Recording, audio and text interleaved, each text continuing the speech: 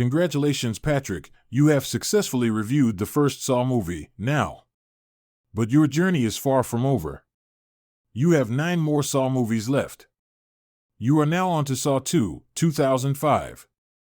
You've entered the twisted world once more, Patrick. Prepare yourself for the moral complexities that lie ahead.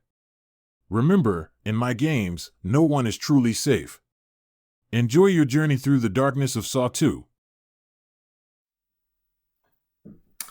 Hey guys, Goosebumps Gamer here. Today we're going to be reviewing Saw 2. If you've seen the review for Saw 1, the link is in the description. Anyways, let's get starting.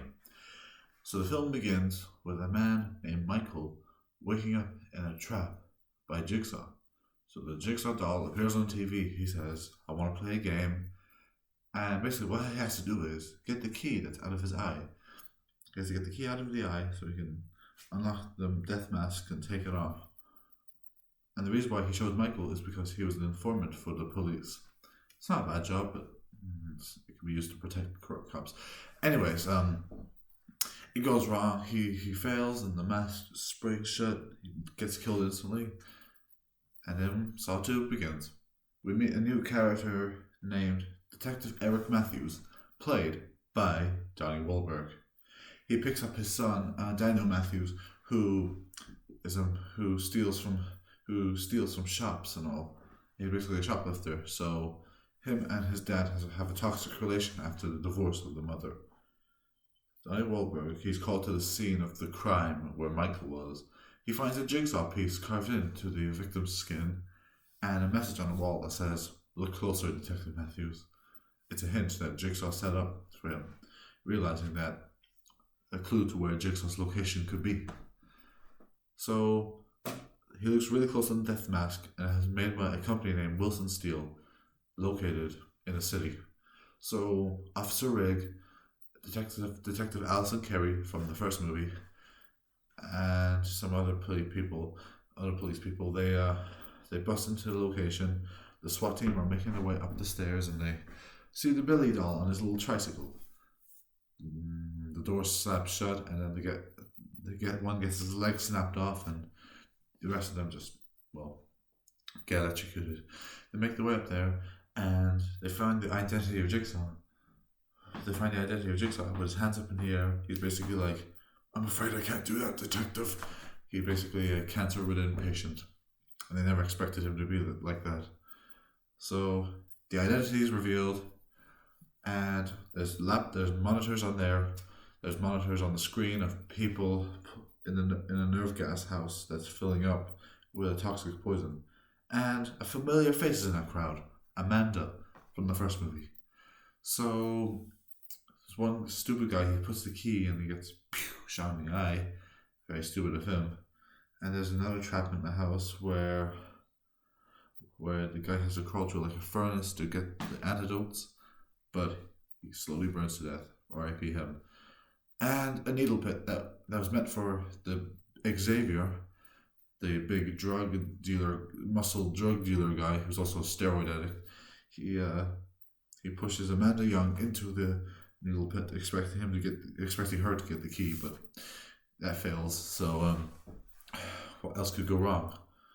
So Detective Eric Matthews is interrogating John Kramer. Was sitting chatting with him, and it leads to nowhere. So, and then he realizes that all the people in the nerve gas house were people from Eric Matthews' failed cases, and Eric may not remember them, but they certainly remember Eric Matthews and all that. And his son is playing a game with deadly people who do not like Eric Matthews. So basically, Eric Matthews is a corrupt cop, and so while the rest of the people are in the nerve gas house, they find a photo of Daniel and Eric, and they're like, "That's the cop who put me away." And then one of the people dies from the nerve gas house from like shock of realizing who it was, and they're all left alone with mistrust. So the next trap is very stupid. They found what calls a glass box with a syringe inside of it. She goes in to get it, but her hand gets stuck. And she very stupidly puts her other hand in, and then she's like, help me, and all that. So, yeah. Xavier, he gets mad and he finds out that Daniel's related to the cop who arrested him, so he starts chasing him down the knife. Eric Matthews gets impatient. He starts beating the location out of John Kramer, and he said, "I'll take you to the house with no one else." Eric Matthews like, okay.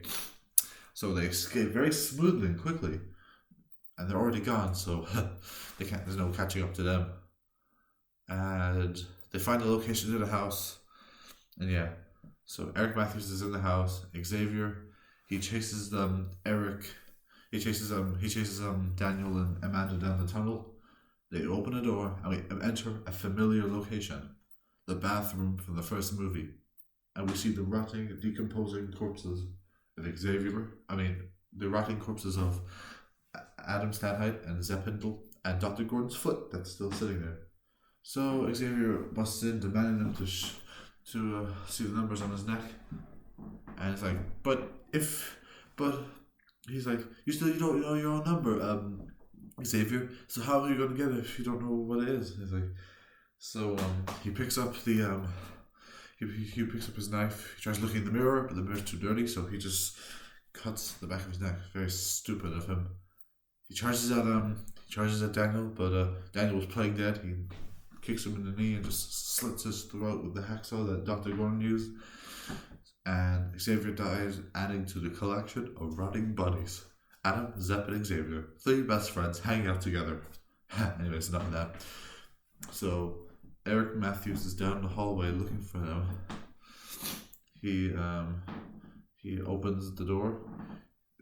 Daniel and Amanda are not there, but he sees the decomposing corpses of Xavier, Adam, and Zep. So he gets knocked out by a pig mask, and then we realize that Daniel was inside the safe the whole time, and the SWAT team were led to a fake house, realizing that all the stuff you saw was pre-recorded. It wasn't happening in real time. And then Eric Matthews is chained up on a pipe, and then he picks up tape revealing that Amanda was a jigsaw apprentice and was helping John Kramer the whole time. So Amanda stands at the door. She's like, game over, and she slides the door shut, leaving Eric Matthews to die, ending the same way the first one did, the same way. And you can still hear Eric Matthews screaming, just like how Adam was in the first movie. So that was my review for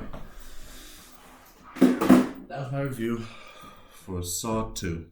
My favorite my favorite Saw movie is Saw 1 and Saw 2. So they're both my favorite films in the franchise. And so they're my 2 favorite films in the franchise so far. We'll review Saw 3 next month. So I'll stay tuned to then. For now, we gotta go. So goodbye.